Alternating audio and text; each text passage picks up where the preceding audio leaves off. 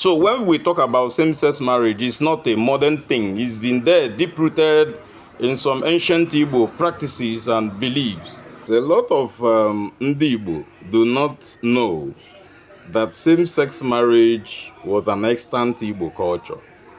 Yes.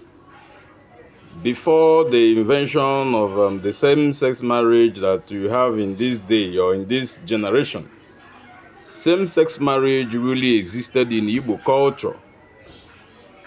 Anyways, before I go in deep into this exposition, I will please beg you to like this post, share, and then comment your opinion. A lot of people are usually of the opinion that same-sex marriage is a modern invention, but this was actually rooted in Igbo tradition, where a woman marries a fellow woman in her own name. But the situations were quite different. When a woman fails to procreate, when she fails to produce children, which is one of the primary reasons for marital contract, she implores to marrying another woman for herself to fulfill this marital obligation. She marries the woman in her own name, but there is a little twist to it. She do not try to have a carnal knowledge of the same woman she married. Rather, the conjugal duties are performed by the husband, whom the children will bear his name. All right? And in some cases, the woman can decide to go her separate ways once she has begotten some kids for the husband, who is the woman. But the person who takes superior precedent remains the woman who married her into the family. And then she's answerable to the same woman who actually married her into the family. All right?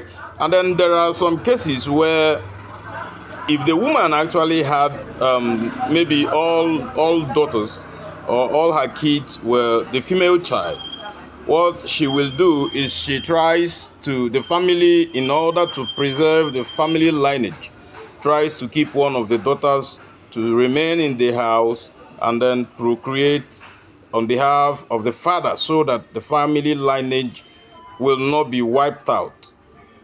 So when we talk about same-sex marriage, it's not a modern thing. It's been there, deep-rooted in some ancient Igbo practices and beliefs.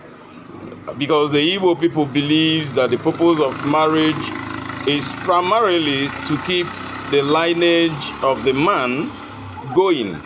And then when this primary responsibility or duty is not being kept, the wife whom he married has the right to marry another woman for her husband, who performs all the conjugal rights as it's being done. But the marriage itself is being done by the wife.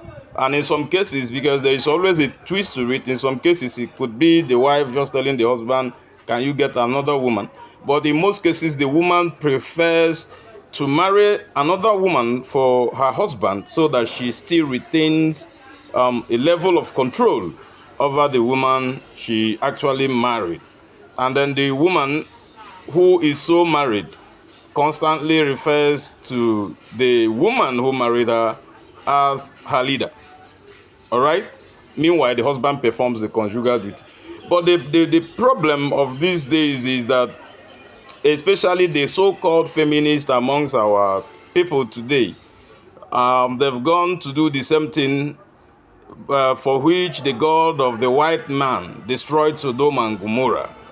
You know, a woman outrightly going to marry another woman, all in the name of Yana Bolele, you know. They call it, it's a modern thing, especially among the modern feminists, those who claim that they are feminists.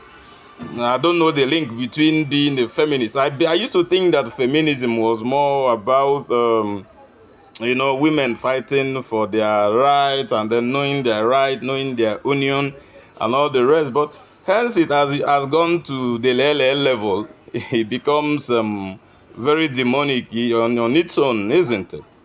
Hmm?